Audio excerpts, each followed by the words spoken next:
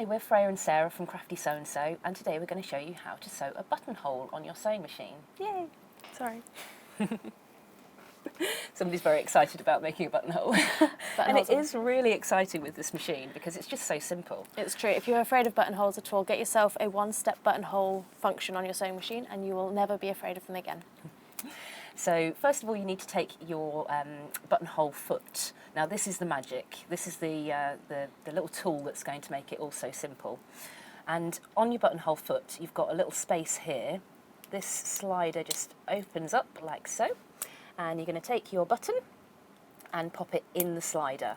And then just push it so it's nice and secure. And it should hold it. It should just rattle around like that. Then you're going to take off the current foot that you've got on your machine. And you're going to pop the buttonhole foot on the machine like so. You might need to just lift up the foot just a little bit higher than it normally goes, and then we'll drop down just to clip it in place. So that's your buttonhole foot in place and set up. The other thing that you do need to do is pull down the buttonhole lever. So that's a little grey lever just at the side here.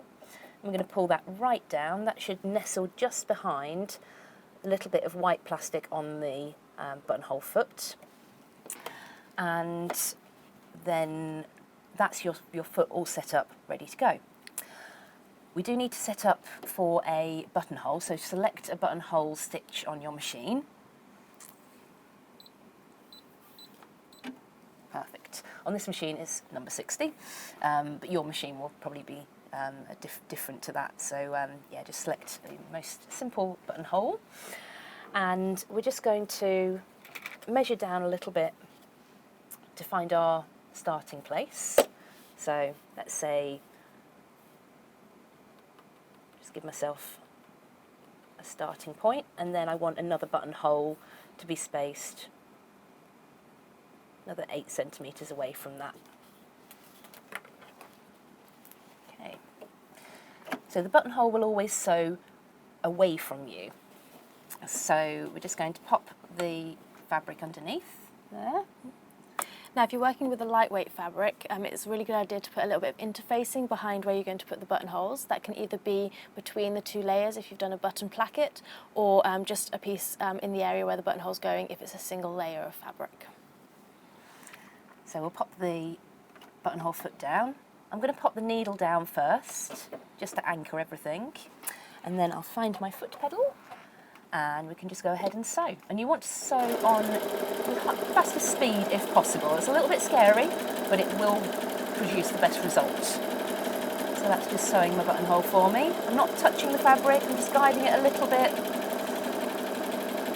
And that's almost finished. And you're keeping your foot down on the foot pedal until it's completely stopped. My foot is still down on the foot pedal, but the machine has stopped sewing and fastened off the buttonhole. If you take your foot off the foot pedal too early, it just won't fasten it off properly.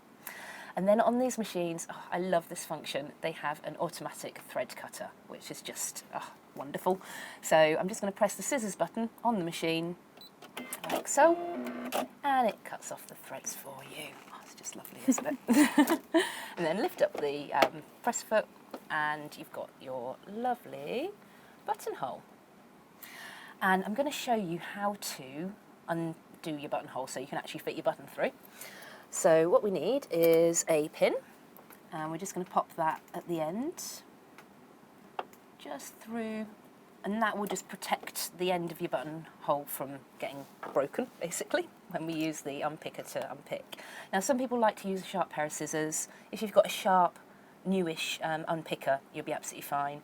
We love these unpickers because they've got a really good grip to them, so you can really be quite precise about it, can't you? They're really comfortable in your hand as well because they're quite a nice chunky size, so they're not fiddly and uncomfortable. Yeah, there's nothing worse than using a really fiddly little unpicker, and then you're trying to do, usually you do the buttonholes at the end of a project, and then you've split your buttonholes and you've ruined your dress. Yes, just all because of a blunt unpicker.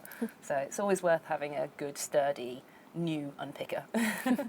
So I'm just going to wiggle that in, just at the end of the buttonhole, and then pulling the fabric slightly away from, well, towards me, and pushing the unpicker slowly up towards that pin, just in little motions like that. And that is completely open now. I will end up with a few little threads, so I'd push those through to the back and then just snip them off with a pair of small scissors.